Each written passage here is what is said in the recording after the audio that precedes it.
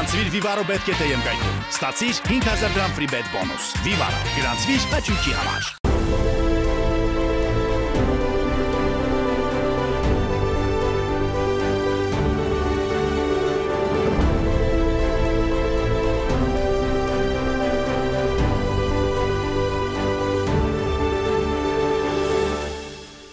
Կուզեի մի փոքր ավելացնել, որ տարվա սկզբից արդեն, ոչ թե ապրիլի, տարվա սկզբից արդեն ունենք 11 զոհ զինված ուժերում, որից 4-ը, եթե 11-ից նայում ենք, ինքնասպանության հասցնելու կամ այդ հիմքով է եւ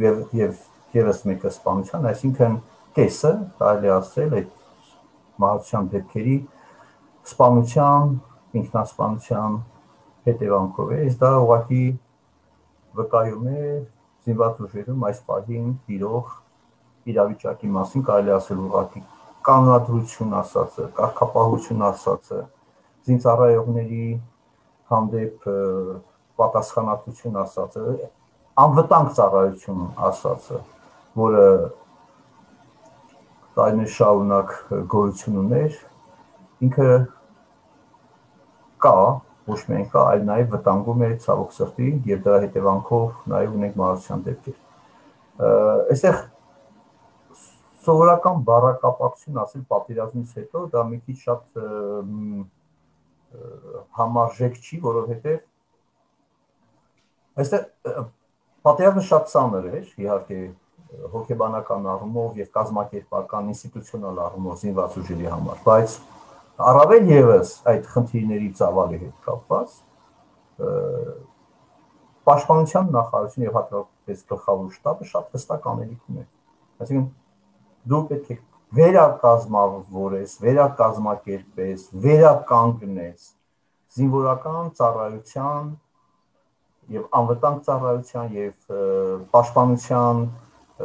խնդիրների լուծման համար, անհրաժեշտ վիճակը, գիտեք, այսինքն, եթե մինչ պատերազմական ժամանակ մեկ այլ բնույթի կամ մեկ այլ իրավիճակում էր, որը հանգիստ ռեժիմով, չգիտեմ, փոփոխություն կատարում ես, չես կատարում, դրա մասին մենք խոսել ենք, բայց հատկապես այս պատերազմից հետո օր ու գիշեր աշխատանքի մասին է խոսքը, օր ու գիշեր, որտեղ եթե դու չես ապահովում, ապա կներեք զինվորական ծառայության, այդ զորակոչի խնդիրների լուծումը դա ընդհանրապես մեխանիկական աշխատանք է։ Հստակ եմ ձեզ ասում, զուտ մեխանիկական աշխատանք, որտեղ դու պետք է վերականգնես այն էլ նոր իրավիճակներում, անհրաժեշտ պայմաններ, որտեղ ամեն մի դեպքով, որոնց մասին ես նշեցի, եթե նայեք թե ինչ կոնտեքստում ա եղել, հրազենի կիրառմամբ կամ, չգիտեմ, մեկ այլ զինծառայողի կողմից ինչ-որ վատ վերաբերմունքի եւ այլն, սա խոսում է բարեհոգեբանական խայտարակ վիճակի մասին։ Եվ այստեղ մենք վիճակագրությամբ չենք կարող սահմանափակվել, որտեղ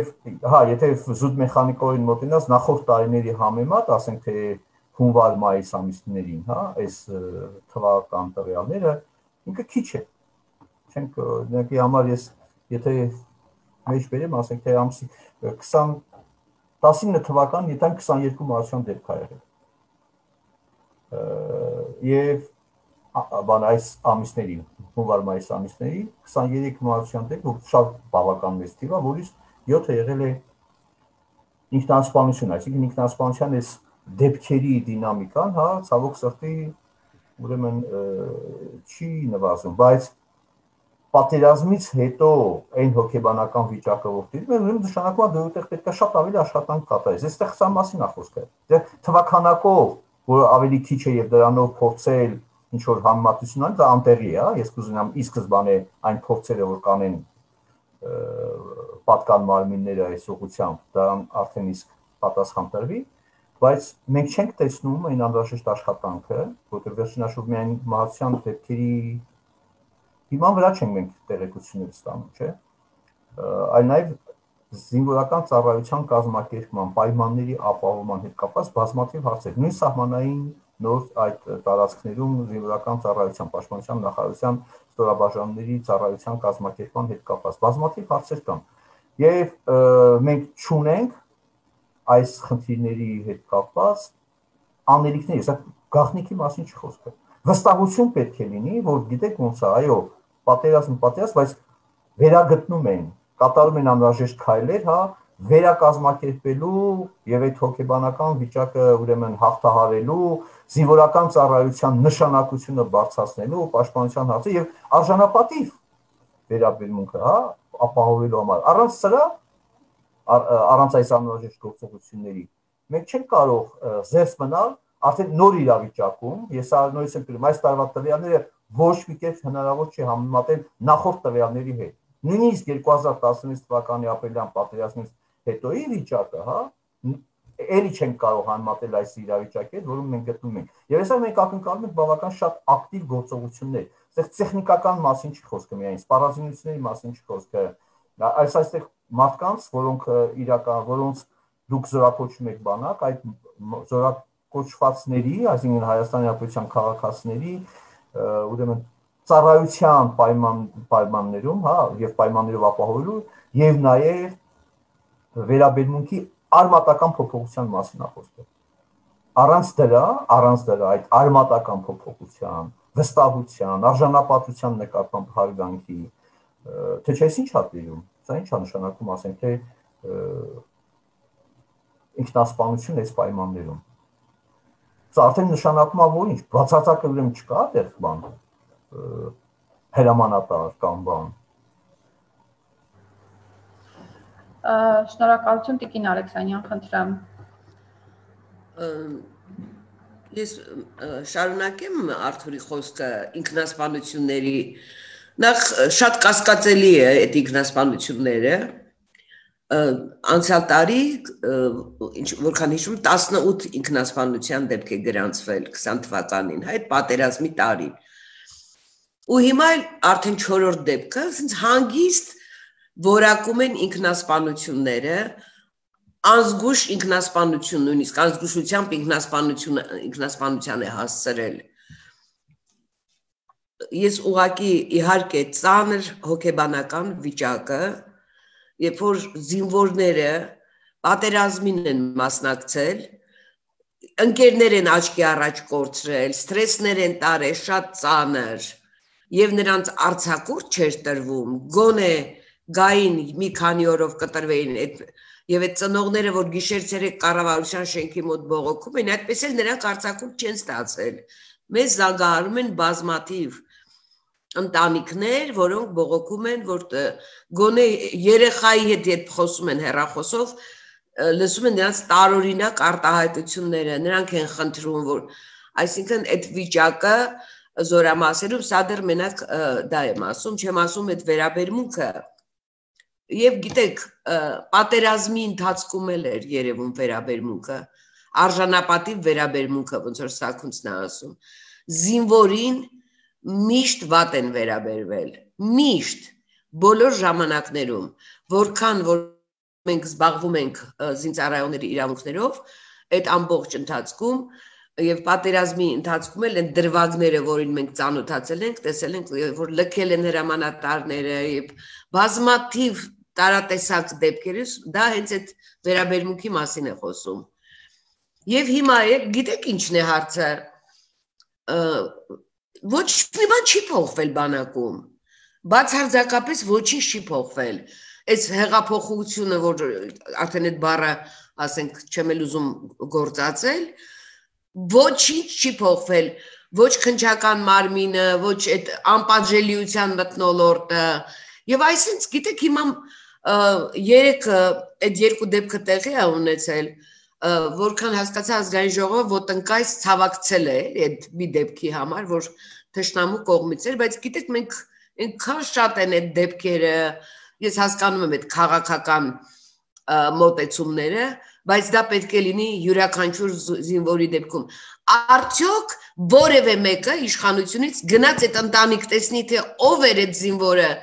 որ թշնամու գնդակից զոհվեց եւ ու պատճառով զոհվեց, իրենց ապաշնոր քաղաքականության արդյունքում հետևանքով եւ գիտեք այդ անտարբերությունը մահերի նկատմամբ հասկանում եք բացարձակ անտարբերություն 3 առաջի օրը վաղը մյուս օրը հասկանում եք եւ այդ հազարավոր զոհերը ճիշտ է միշտ եղել է անտարբերությունը բայց հիմա առավել եւս եւ ես երբ լսում եմ այդ կին падգամավորներին որոնք խոսում են հիմա այս սահմանային լարվածության մասին որ Մոսկվան դեռ հապկը դեռ ինչ որ բան կանի Լիլիթ Մակունցը ասում էր կարծում եմ որ հապկը կանի ունդեղ այդ դուք գնացել եք այդ սահման 5 րոպե ունդեղ կանգնել ես ունդեղ ընտանիքներ են ապրում այս վերաբերմունքը ասենք ոչի տարբերում նախկինում էլ է այդպես եղել հիմա էլ է այդպես Եվ որևէ մեկը չի մտածել փոփոխություններ անի, չնայած որ մենք այդքան բարձրաձայնում ենք, գրում ենք, հրապարակում ենք, էլ չգիտեմ ինչ կարելի է անել։ Երբ որ Նիկոլ Փաշինյանը եկավ իշխանության, նրա առաջ ես կարծում եմ նա, գիտեք, հավատում էի, որ առաջին բանը պետք է լիներ բանը կյանքի իրավունքը, զինվորի, հասկանում եք, բայց ոչինչ չարեցին եւ դա պահպանվում է եւ հիմա ընտրությունները այսինքն այնքան ավելի կարեւոր ու բան են, քան այդ զինվորները, որոնք մահանում են։ Ես ուզում եմ հիշեցնել 2021-ի փետրվարին Գեղարքունիքի մարզպետը նորակոչիկների ելբանակ էր ճանապարհում, այսպիսի հայտարարություն արեց, ծանր պատերազմից հետո մեր պետությունն ու բանակը վիրավոր են եւ դուք գնում եք այդ վերքերը բուժելու։ Այդուհանդերձ տեսնում ենք, որ ինչպես դուք էլ ձեր խոսքում նշեցիք, պատերազմից հետո զինվորի կյանքը չի դառնում ամենակարևորը, խախտվում է նրա կյանքի իրավունքը եւ վերաբերմունքը փաստորեն ըստ ձեզ նաեւ ձեր որակմամբ չի փոխվել։ Պարոն Սաքունց, նաեւ այս հարցի առնչությամբ ինչից պետք է սկսել, հա, դուք էլ ձեր խոսքում նշեցիք։ Եվ երկրորդ նաեւ սահմանային առումով, այն ինչ տեղի ունեցավ 3 սահմանին։ Ի վերջո, սա ինչ լուծում է ենթադրում։ Ռազմական միջամտություն թե այդուհանդերձ սպասել դիվանագիտական։ Գիտեք, եկեք ուրեմն սահմանային այդ միջադեպ ասածը դա այդ փաստացի դա երակոմ այդ համաձայնագրի, հա, սահմանված հրադադարն է, պատերազմական գործողությունների ավարտի հետ կապված։ Այսինքն պատերազմական գործողությունների ավարտից հետո տեղի ունենում հրադադարի, այսպես կոչված, արդեն նոր իրավիճակում հրադադարի ռեժիմի խախտում։ Իհարկե դրան նախորդել էին լարվածություններ, որի մասին մենք բոլորս տեղյակ էինք, հա։ Բայց խնդիրը հետևյալն է. դու ինչպես ես կազմակերպում քո զինվորական ծառայությունը, ինչ հրահանգներ ես տալիս քո զինվորներին, ինչպես ես իրավիճակը, հա, վերահսկողության տակ վերցնում, որովհետև այնպիսի տպավորություն է, որ կամ թողնված է կմահաճուկին, ով տեղերում ինչ լուծումներ կգտնի, բայց դա ես այնքան էլ հակված չեմ այդ տեսակետին, բայց մյուս կողմից էլ այն, գիտեք, այն իրավիճակում, որ հիմա ասում են վիրավոր է, բայց վիրավորի դեպքում, երբ որ գտնում ես, որ բանակը վիրավոր է, պետությունը վիրավոր է, 24 ժամ պետք է աշխատես այդ վերքերը բուժելու համար, հա, հիմա ինչ պետք է անել։ Իհարկե պետք է սպայական կազմի հետ կապված լուրջ խաղացել, որտեղ սպանա։ Զինվորը գնում է այնտեղ ոչ թե բուժելու, այլ ինքը գնում է հրամանի ներքո ծառայելու։ Ով է այդ հրաման տվողը, չէ՞, սպայի մասին է խոսքը։ Ես գտնում եմ, որ այստեղ պետք է ռեսուրսները, այն սպաները, որոնք, ասենք, թոշակի են անցել կամ գտնվում են, հա, արդեն ծառայություն ավարտել են։ Այնուամենայնիվ այդ ռեսուրսների մի մասը պետք է օգտագործել եւ որտեղ սա աննախադեպ վիճակ է, չէ՞, նախադեպը այլ իմաստորեն օգտագործում, բայց աննախադեպ վիճակ է եւ պետք է վերականգնել, այսինքն փորձ ունեցող, տարիների շարունակ փորձ ունեցող, զինվորական ծառայությունից հասկացող մարդիկ, որոնք պատասխանատվություն ունեն, ես չեմ ասում բոլորը, հա, բայց պետք է դա էլ ընտրել, չէ՞։ Եվ դու խնդիրը հստակ ձևակերպես, որ ըստ դրա նաև համապատասխան կադրերին վերականգնես, վերադարձնես, որտեղ մենք չգիտենք թե քանի սպայ է նաև զոհվել այս պատերազմի հետևանքով։ Վերջնաշուտ դրանց տեղը պետք է լրացվի, չէ՞։ Այսինքն պետությունը ունի ռեսուրսներ, սպայական ռեսուրս, որը պետք է ներգրավել։ Եվ ընդ որում այդ ուղղությամբ պետք է ռազմավարություն մշակվի։ Մենք որևէ տեղ ասում են, որ ընդհանրենք ՌԴ-ի մասնակիցները օգնում են զինված ուժերի վերակազմակերպման եւ այլն։ Okay, ես չգիտեմ ինչ են անում, դա կարող է պետական գաղտնիք լինի, ռազմական գաղտնիք լինի, բայց զինվորական ծառայության մթնոլորտի փոփոխությունը մենք ստանում ենք զինծառայողներից, չէ՞, նրանց ծնողներից։ Ժաննան դրա մասին ասեց։ Հիմա հոդայ չի կարա գաղտնիք եղնի, վաղուց արդեն գաղտնիք չէր կարողնի, որտեղ մենք իր տեղեկատվությունից ստանում ենք ինչպիսին է վերաբերմունքը, ապահովվածությունը, հա, սննդի, պայմանների, դա վերաբերմունքի մասին է խոսքը, հասկանում եք ոնց է։ Եվ այդտեղ կազմակերպող պետք է, եւ ռեսուրսներ պետք է տրամադրվեն։ Առանց այն այդ պատերազմի ժամանակ ես ուղղակի ապշած եմ, դա 90-ական թվականների, երբ որ բանակը նոր ձևավորման ընթացքում էր ֆիդայական խմբեր, կամավորական խմբեր, աչակցություններ եւ այլն, բայց ու արդեն բանակ ունես, հա, եւ այդ պայմաններում կներեք դու զինվորական ռեսուրսները արդեն պետք է ձևավորված լինեն, թե մատակարարման առումով, թե մարդկային ռեսուրսների ներգրավման առումով, հա, եւ ես հիմա այստեղ փնթի աշխատանքի հետ անպատասխանատու, փնթի շատ մի քիչ բան չի, անպատասխանատու դրսևորման հետ կարծես թե գործ ունեն, որովհետեւ այդ զինվորական կարգապահություն ասածը ոչ թե դա դիկտատուրայի մասին է խոսքը, այլ հստակ անելիքները, հա, սահմանելու, հետևելու, հա, եւ այդ համախմբում ասածը զինվորական թիմային համախմբում ասածը ձևավորելու մասին, վստահության մասին է խոսքը։ Այստեղ պետք է նոր սպաներ ներգրավել։ Սա ես գտնում եմ առաջի հերթին։ Երկրորդը լուրջ աշխատանք պետք է կատարել են մարդկանց հետ, որոնք մասնակցել են պատերազմական գործողություններին։ Հիմա մենք էլ ունենք այդ հազանգերը, ու ճիշտ է Ժաննան, ասենք արձակուրդ չտրամադրելը։ Ինչքան դուք հասկանում եք մարդը պատերազմական գործողություններին մասնակցել է, ունի առողջական խնդիրներ, ու ասենք արձակուրդ չես տրամադրում։ Լավ, դրա հետ ով է աշխատում։ Հոկեբանը աշխատում է, չգիտեմ,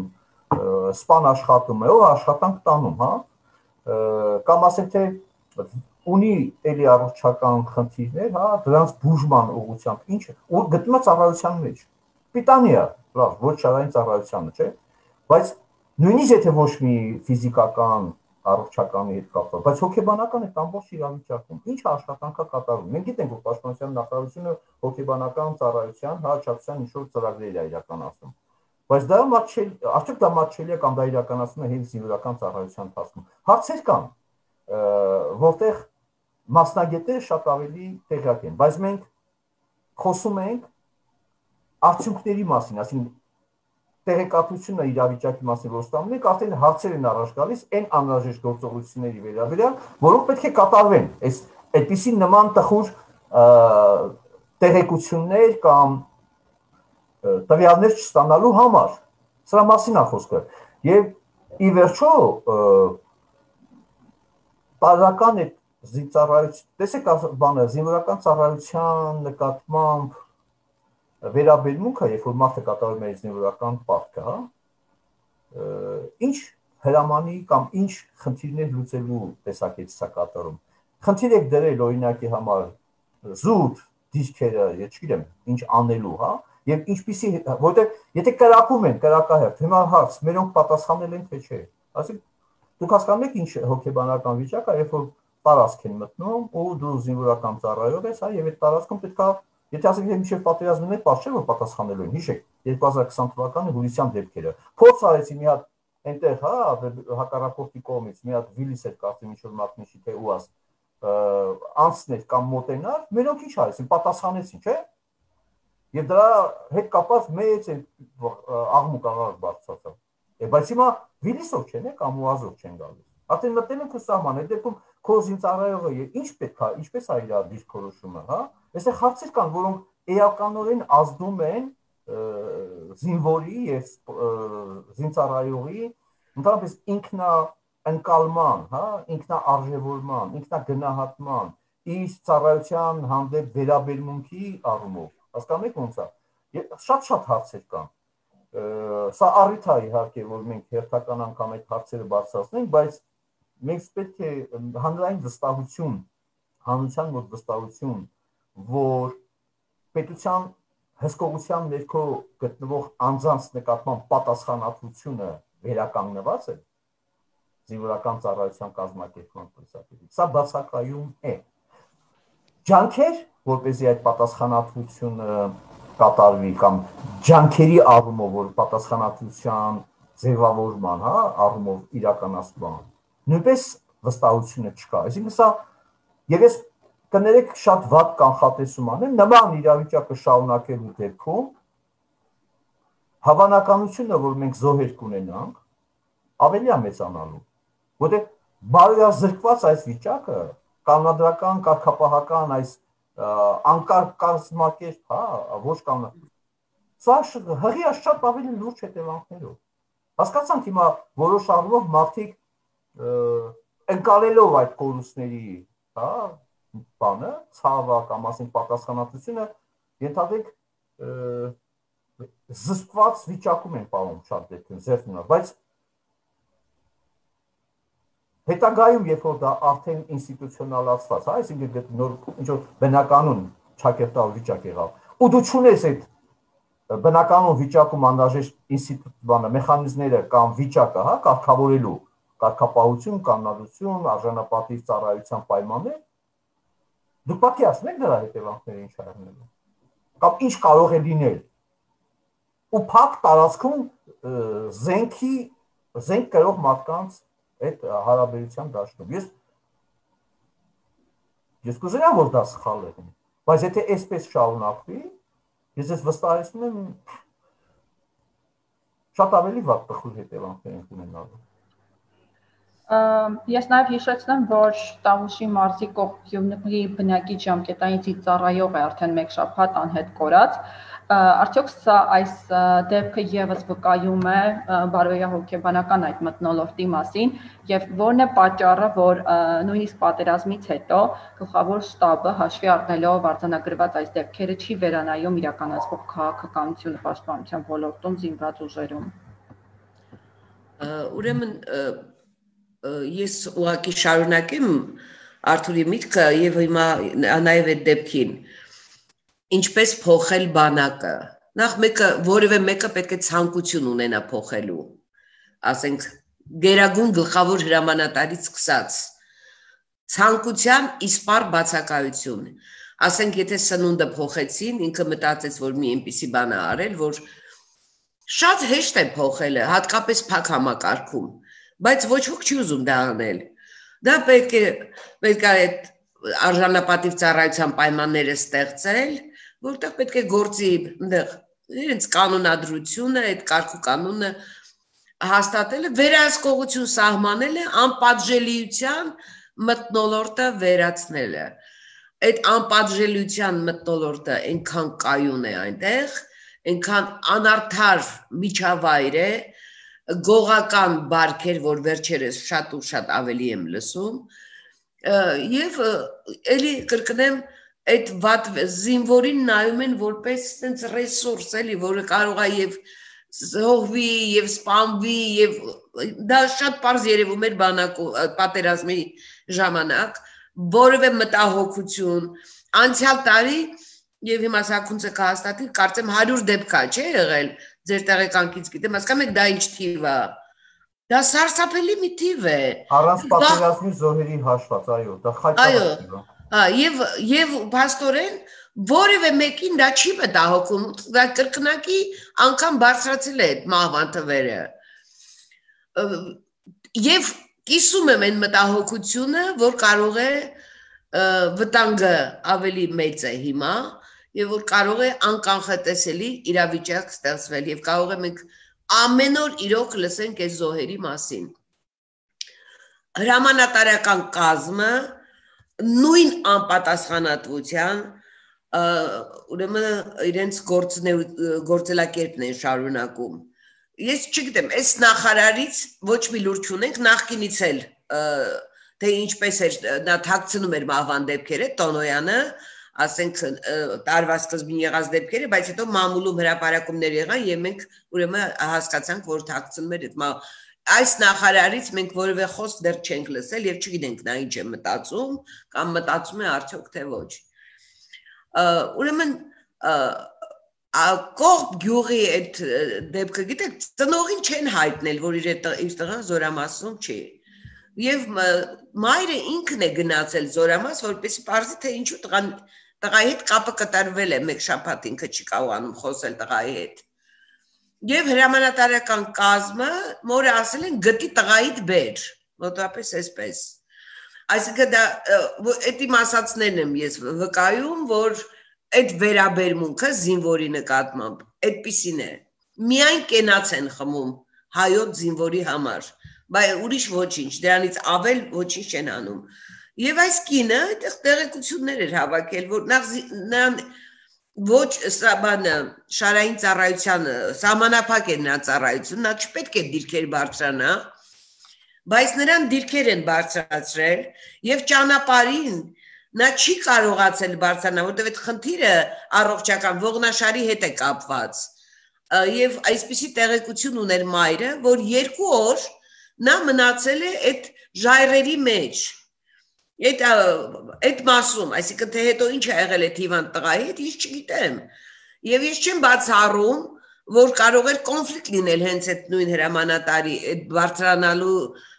դիրքեր տանելու եւ չտանելու հետ կապված։ Հրամանատարական կազմը մորը ասել է, որ բացառվում է, որ նա գերի ընկած լինի, որտեվ Վարդենիսի զորամասում է ծառայում տղան։ Եվ ուրեմն ոչ մի այլ տեղեկություն եւ իրենք չգիտեն ուր է այդ զինվորը, այսպես իրենք ոչ այդպես, սա այդ անտարբերության, անմարդկային վերաբերմունքի, ընտանիքների նկատմամբ առհասարակ անմարդկային վերաբերմունք։ Եվ ասեմ ձեզ, ինձ թվում էր, պատկերացնում եք, այսքան տարի այս համակարգի հետ աշխատելով Ինձ միևնույն է թվում էր, որ պատերազմից հետո վերաբերմունքը փոխվելու է։ Գիտեք, որտեվ այնքան անմարդկային է պատերազմը, չասեմ թե դա ինչ ահավոր մի բան է, որ պետք է փոխվեր, բայց զինվորների նկատմամբ նույն վերաբերմունքը մենք ունենք դեպքը, որ մայրը մինչև վերջ վախեցավ հրապարակել իր տղայի անունը, որը կովիդով հիվանդ տղային 4 անգամ պատժախցում 21 օր պահել է հրամանատարը։ Հասկանում եք, ես դա ազգային ժողովի քննարկման ժամանակ եմ ասել, բայց ինչ են արել այդ հրամանատարին, այսինքն այդ վերաբերմունքը հիմա այդպես շարունակվում է եւ այս նայեք ինչ է մեր երկրում, այսինքն անիշխանություն է մեր երկրում, ընտրություններով են զբաղված, ամեն օրվա այս զոհերը ոչ մեկի մոտ ոչ մի տագնապ չի առաջացնում, քնչական մարմինները ինչպես կոծկել էին, կոծկում էին բոլոր քրեական գործերը զինվորական, այնպես էլ շարունակում են ուրեմն կոծկել եւ չեք պատկերացնի մեր մի գործերից մեկը դատական ուրեմն նիստը նշանակել է Ստեփանակերտի նստավայրում, երբ որ դատավորը ինքը Գորիսի նստավայրից է եւ դա հատուկ են արել Ստեփանակերտում, մենք խնդրում ենք որ տեղափոխեն, որտեղ հիմնականում բոլոր գործերը տեղափոխել են, բայց շարունակում են հաշվի չառնելով, որ այդ տուժված մարդիկ այս ճանապարհը պիտի կտրեն, այդ վտանգավոր, այսպես ասած, ճանապարհը հասնեն Ստեփանակերտ։ Մի խոսքով չգիտեմ, որն էլ որ ասեմ, եւ իսպար բացակայում է վերահսկողությունը, հասկանում եք։ Իսպար բացակայություն, որևէ մեկը չեն ասում, մի սպանեք, ինչի եք սպանում, ով է սպանել, այդպիսի հարց որևէ մեկի մոտ չի առաջանում։ Ես չգիտեմ, ես էլի եմ ասել, այս իշխանության մոտ արժե համակարգի բացակայություն է։ Նողկալի է ինձ համար լսել անընդհատ այս մահվան դեպքերի մասին եւ տեսնել այս անտարբերությունը։ Ոնց կարելի է, դուք ընտանիքներ եք ավիրում այդ ընտանիքները։ Ոտնկայս կանգնելու մի հատ էլ գնայիք տեսնեիք այդ ինչ ընտանիք է դա։ Որ ընտանիքի հետ եք դուք տենց վարվել, ձեր ապաշնոր քաղաքականության արդյունքում, ձեր անիմաստ ընդհանրապես այս 3-4 տարիների գոյության որպես իշխանության։ Շատ ցավալի է, գիտեք, շատ ցավալի է, շատ։ Շնորհակալ եմ Տիկին Ալեքսանյան։ Ես հիշեցնեմ, որ մեդիա կենտրոնի եթերում մահվան դեպքեր բանակում պատերազմից հետո թեմայով քննարկումն է։ Հարգելի գործընկերներ, ձեր հարցերը կարող եք ուղարկել մեդիա կենտրոնի Facebook-յան էջում կամ թողնել քննարկման մեկնաբանություններում։ Պարոն Սաքունց, քրեական գործերից, քանի որ քրեական գործերի մասին հիշատակվեց, ուզում եմ իմանալ, եթե ունեք տիրապետում եք տվյալների, արդյոք դուք նշեցիք, հա, դեկտեմբերին էլ են դեպքեր եղել ու պատերազմից հետո բավական փաստորեն այսպես թիվ նշեցիք։ Այս առումով արդյոք բաց է եղել նախ պաշտպանության նախարարությունը, հաղորդագրությունները ամբողջական տարածվել են եւ երկրորդ քրեական գործերի ուսումնասիրությունը ինչ է ցույց տալիս։ Դրանք ընթացքում են, ընդհանրապես քրեական գործեր հարուցվել են, ինչ պատկեր կա այս առումով։ Դելիթ մենք քրեական գործերի ընթացքի վերաբերյալ քանի որ ուսումնասիրությունը կամ վերլուծությունը նախապատրաստում ենք հրապարակել, դրա համար ես այս պահին չեմ կարող ամբողջական, հա, կուզենայի որ դա երբ որ կավարտենք եւ կներկայացնենք, թե ինչպես է իրականացվում զինվորական գործերով, նկատի մահացության, ուրեմն ինքնասպանությունների կամ թափանցության դեպքերով քրեական գործերի ընթացքը դա, բայց արդեն Ժաննան նշեց իհարկե որ այն մոտեցումները կամ այն վարքագիծը կամ այն ընթացքը, որը ստանում են քրեական գործերով, հա, իհարկե դրանք վստահելի համարել չեն կարող, գոնե։ Գիտեք, սա շատ կարևոր է վստահությունը, որ տեղի է ունենում արդարադատություն, տեղի է ունենում անպատժելիության վերացում։ Անպատժելիության ասածը կարևոր դրսևորումներից մեկը այդ քրեական գործերով իրական մեղավորներին եւ իրական պատասխանատուներին բացահայտելն է։ Եվ ընդհանրապես բացահայտելը։ Եվ ոչ միայն կոնկրետ, այլ նաև դեպքերի առումով, այլ նաև համակարգային ինչ-որ խնդիրների լուծման առումով։ Այստեղ անպատժելիության մասին խոսվեց, հիմա պետք է ասեմ, որ այդ շարունակական անպատժելիությունը մնաց։ Դուք տեսեք կոռուպցիոն ինչպիսի սկանդալներ, հա, որը մենք մտածում ենք իրապես, որ հեղափոխությունից հետո զինված ուժերում դա կոռուպցիայի հիմքով քրեական գործեր չեն լինելու, չէ՞, վերջնաշուտ։ Բայց պարազինությունը կան ինչ խայտարակ քրեական գործեր են հարուցվում։ Էլ չեմ ասում, որ կան ահազանգեր, բայց որոնց ուղղությամբ դեռևս քրեական գործեր հարուցված չեն։ Ես կավելացնի եւս մեկ գործոն դա զինված ուժերի քաղաքականացման գործոնն է, որ ընդհանրապես ամենախայտարակ, ես կասեմ, քայքայիչ նշանակություն ունի։ Եվ այն, որ մենք սկզբից պահանջում ենք, որ դատաիրավական համակարգում, ուժային համակարգում պետք է իրականացվի արմատական եւ խորը վեթինգ, հասկանում եք ոնց է, որտեղ երկար ժամանակ ըստ էության Ղարաբաղյան առաջ պատերազմից հետո զինված ուժերը ձևավորվել են քաղաքական նպատակահարմարության տեսակետից, որի ցայտուն դրսևորումը եղավ 2008 թվականի մարտի 1-ը, չէ, երբ որ զինված ուժերը ներգրավեցին։ Սա է եղել այսպես կոչված։ Չեմ ասում, որ այնտեղ բոլորն են քաղաքականացված, չէ, կան սպաներ, որոնք պրոֆեսիոնալ են, որոնք նվիրված են իրենց, բայց դերակա այդ բանը քաղաքական միտումը, հա, դե դա ընտրությունների ժամանակ մենք բազմից են կանդիդատացել, ինչպես են քվեարկում, ինչպես են պարտադրում քվեարկել, եւ դա հոզինվորները չեն անում, դա սպաներն են, չէ՞, բարձրաճան սպաների ներգրավման բան։ Եվ նա այդ գլխավոր շտաբի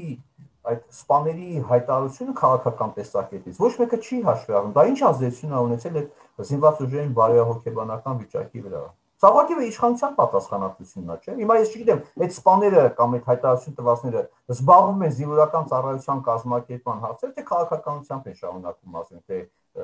մտահոգվել եւ այլն։ Իսկ դա պատկերացնեք սպան։ Ինքը իր բնակավարի կուրատորն է, ղեկավարն է, կազմակերպիչն է, չէ՞, վերջնաշոր, որի ինչպիսի մոտեցում ունի, դա հետևանքները դրսևորում են հասնում ինչպես զինվորին,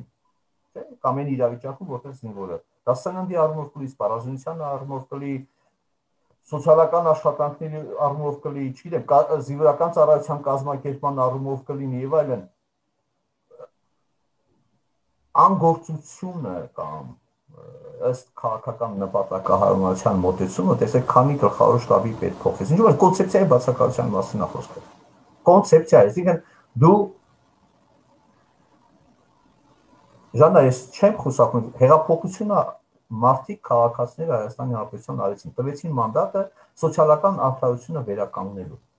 Եվ այդ մանդատը նման ապաշնորհ կերպով մսխելու, հա, եւ անհրաժեշտ փոփոխությունների հիմքը գոնե չդնելու, հա, հետևանքով այսպեսի մի գումարած իհարկե նաեւ պատերազմներ հասկացանք, բայց ամեն ինչ ունի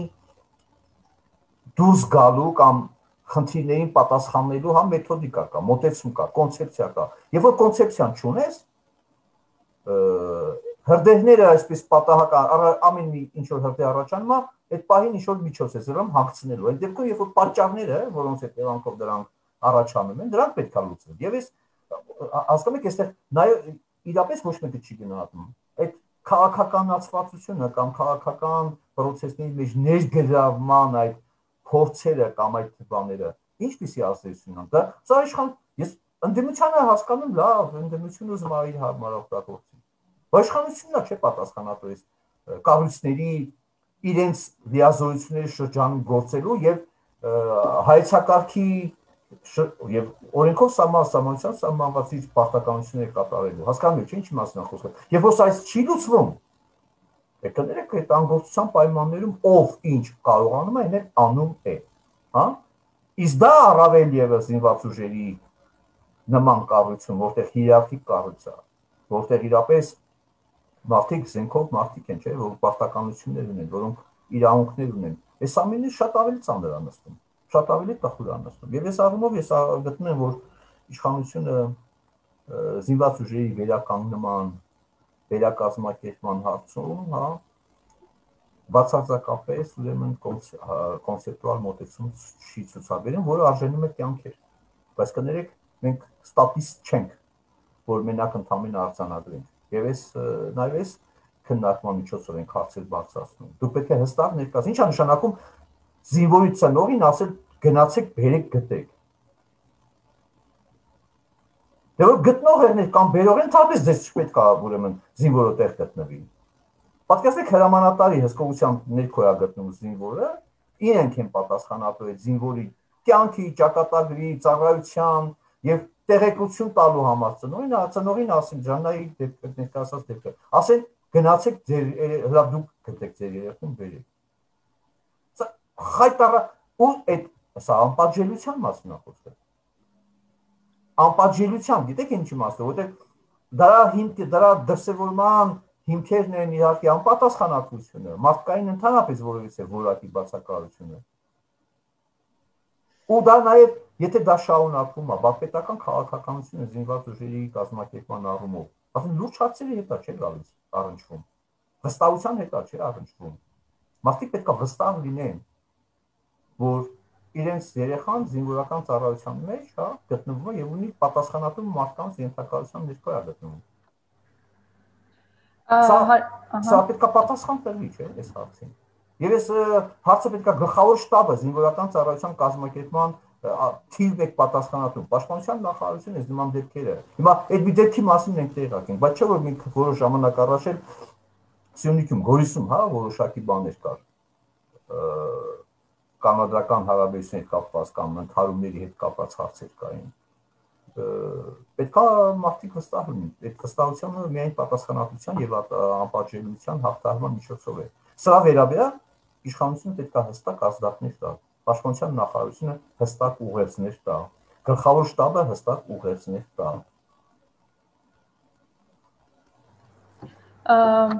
Բանակը վերականգնելու մասով հայտարարություններ քաղաքական ուժերի կողմից եղան։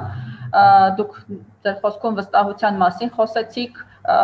բազմաթիվ խնդիրներ բարձրաձայնեցիք։ Այդուհանդերձ, եթե այսպես ավելի հստակ կոնկրետ դնենք, հա, հարցը, որը պետք է լիներ հետպատերազմյան բանակում բարեփոխման առաջին քայլը։ Դուք տարբեր խնդիրների անդրադարձաք, հոգեբանական, առողջական, որն էր առաջին քայլը լինելու եւ ընդհանուր կոնցեպտի բացակայությունից խոսեցիք։ Տիկին Ալեքսանյան, գուցե դուք արդեն Արթուրը իր խոսքում ասեց այդ վերակազմակերպման, այսինքն պետք է մենք ազգովին լծվեինք այդ բանակին իրոք վերակերտելու, այդ բարոյահոգեբանական մթնոլորտը փոխելու,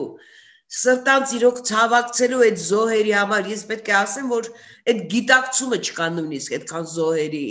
իշխանության մոտ չկա այդ գիտակցումը, այդ վերապրելը, ապրելը, կիսելը այդ վիշտը գոյություն չունի ոչ մի բանով եւ այդ ընդունելությունները դրանք ձևական բնույթ են կրում եւ ոչինչ չեն փոխում եթե մենք չենք տեսնում այդ մոտեցումը բանակի նկատմամբ զինվորի նկատմամբ ես հատուկ եմ հրամանատարներ կարող եմ ասել որոնք զինվորի անուն են տալիս եւ գնահատում են զինվորին դա եզակի դեպք անուններ կարող են հնչեցնել Եվ այդ մնացածը դա ձևական մոտեցում է եւ գիտեք ես ամենաշատ ցնցված էի օրինակ որ Սամվել Բաբայանը ասում էր մենք բանակ չունենք օրինակ այսինքն այդ աստիճանի ծայրահեղական մոտեցում եւ ոչ թե ես էլի եմ երեկել եմ լսում նույնիսկ ասում հիմա ասում պետք է ամեն ինչ անել որ բանակը մենք պետք է կառուցենք իրոք ոնց կարելի է Սահմանը այսպես բաց վիճակում ադրբեջանցիները ասենք գան հասնեն միջև չգիտեմ ուր եւ գիտեք այդ էլի ասեմ պատասխանատվության իսպար բացակայություն երբ որ վարչապետը գալիս է ազգային ժողով այդ կուտակված են ինչ որ իրեն դուր չի եկել գալիս է այդ ատվետները տալու եւ ոչ մի կառուցողական խոսակցություն եւ ոչ մի լուրջ խոսակցություն թե ինչ պիտի արվի ինչ եք արել դուք պատերազմից 7 ամիս անց նույնիսկ սահմանային հարցեր չեն ոչ մի բան բացարձակապես բայց մունաթով բոլորի հետ խոսում են մունաթով ոչինչ չանելով ես չգիտեմ ասենք այդ իրենց բարեփոխումները բանակում կամ ասենք ոստիկանությունում որ հերոսին են օրը տարել են այդպես խոշտանգել էին ոստիկանությունում հասկանում եք 7 հոգով այդ վիրավոր տղային որ պատերազմի պատասխանատվություն կրում է մեկն ու մեկը հրապարակեցին խոսեցին գրեցին աղմուկ որևէ մեկը պատասխանատվություն չի կրում եւ ես այս իրավիճակում չեմ կարող ասել թե ինչ պետք է անել Ես չգիտեմ ինչ պետք է անել, որովհետև ոչ մի կառույց չի աշխատում մեր երկրում։ Եվ որովհետև չեն կարողանում ղեկավարել, ոչինչ չեն կարողանում անել։ Եվ ոչ էլ ուզում են հեռանալ, գոնե գա ինչ որ մեկը եւ ես ասեմ, որ այսօրվա քաղաքական ուժերից հնչեցնող բանակի մասին, այդ ով է տենց մտահոգվողը, Ռոբերտ Քոչարյանը, թե չգիտեմ Վանեցյանը կամ ոչ մեկ լուրջ մոտեցում թեկուս հենց իրենց ես չեմ լսել ծրագրերը բայց այն հատուկ են տեքստերը որ մենք լսում ենք չկան բանակի չկա այդ մտահոգությունը մենք հիմա տեսնում ենք որ իրենց մտահոգությունը աթոռներին մնալու ավելի շատ է քան այդ զինվորների մահերը կամ այդ խնդիրները դրանց շուրջ որ կան Եվ ուզում եմ երկու բառով նաև այդ քրեական գործերի հետ կապված որ դուք հարցրեցիք դրա մասին ասել Եվ ես ասում եմ որ ինձ թվում է պատերազմը շատ բան է փոխելու մարդիկ օրինավոր են սկսելու աշխատել շատ ավելի վատ է ընդհակառակը այդ մարդիկ նոր ազատություն են ձեռք բերել քրեական գործերը կոծկելու ասենք երկու մենահատ կրակոցով ինքնասպանություն, չգիտեմ, խոշտանգված տղայի ահավոր ձեզ կարող են պատմություններ թվարկել, նրանք նույն ձևով փակում են այդ գործերը, կոծկում են, գլխավոր դատախազը, ես չգիտեմ ինչով է զբաղված, այսինքն հաստատել է այդ մեղադրանքները օրինակ, այդ կեղծ մեղադրանքները հաստատվել են դատախազության կողմից եւ ուղարկվել են դատարաններ։ Ընդ որում ասեցի արդեն այդ Ստեփանակերտի դատարանը եւ դատավորը նախկին դատախազության աշխատակից է։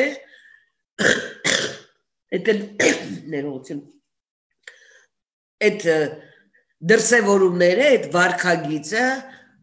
նույնն է ոնց որ կար, եթե ոչ ավելի թողտվությամբ։ Շատ եմ ցավում այս իրավիճակի համար եւ չգիտեմ երբ ինչ որ բան կերևա նույնիսկ մի նշույլ որ ինչ որ բան փոխվելու է կամ ամսի 12-ից սահմանում պահում են ուրեմն այդ լարվածությունը արդեն զոհ կա եւ չի բացառվում որ նոր զոհեր կլինեն բայց նստած սպասում են ռուսաց թագավորի նամակին որը ոչինչ չի անում, գիտեք, հնարավոր չի չասել սա։ Կան բազմաթիվ այլ միջոցներ, եւ որին չեն դիմում ոչ ՄԱԿ-ի անվտանգության խորհուրդ եւ ոչ ձեռք պարզած երկրներին, հզոր երկրներին։ Այսպես ասենք, դուք ով եք, որ մեզ պահեք այս վիճակում։ Ես շատ եմ ուզում այդ հարցը տալ։ Դուք ով եք, դուք ինչ եք անում այս երկրի համար։ Դուք ոնց կարող եք մարդկանց կյանքը, այս ամբողջ բնակչության կյանքը պահել վտանգի տակ։ Ինչ իրավունքով, ով է ձեզ թույլ տվել։ Պարոն Սաքունց, եթե կան այլ դիտարկումներ, որպես ամփոփում եւ որպես այսպես լրացում, հա,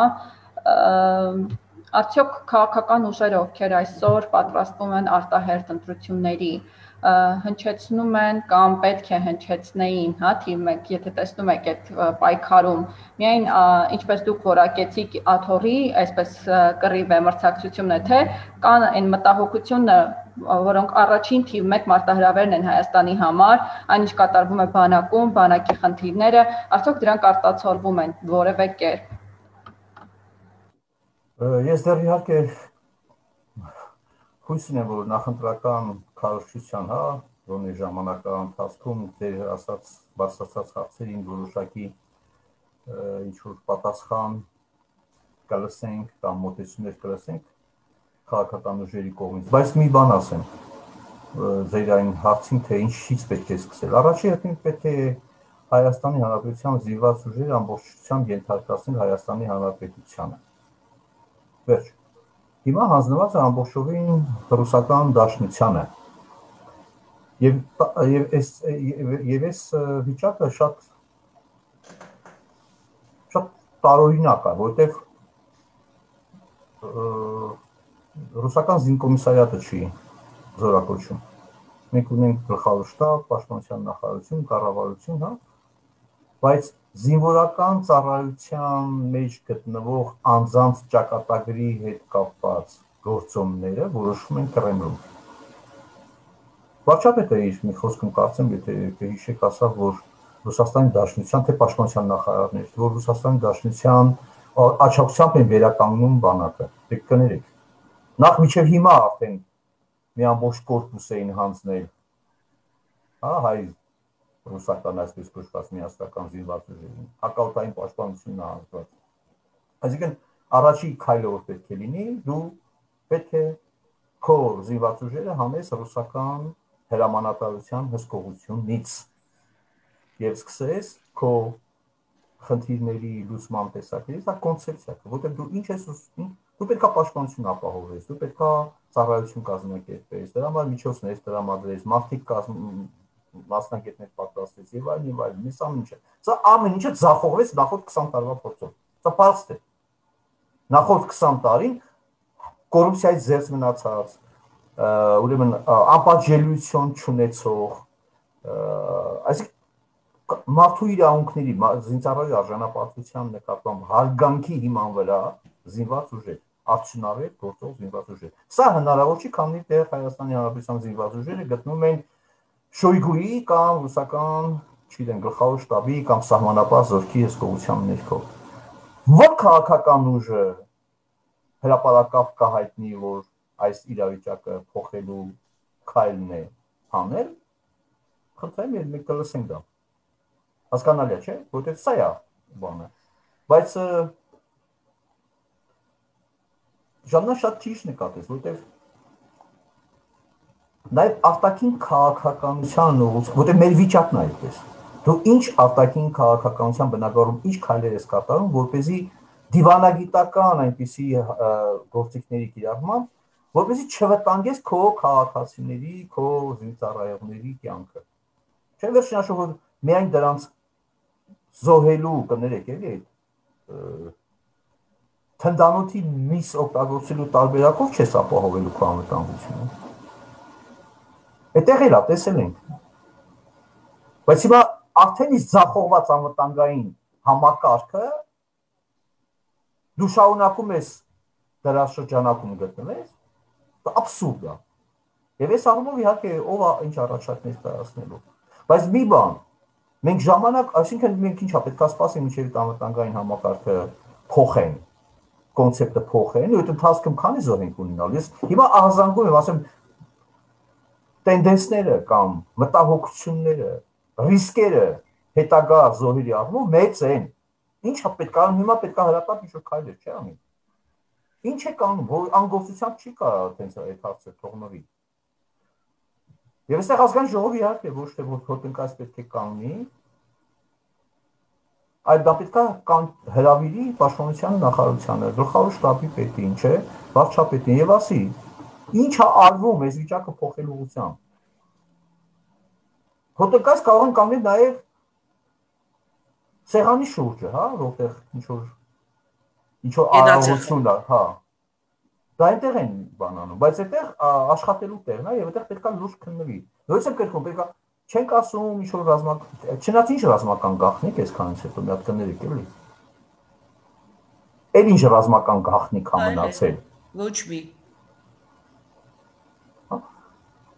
Քննարկումներ, պահանջներ, լուծումների ուղղությամբ, այդ վերջին հաշվով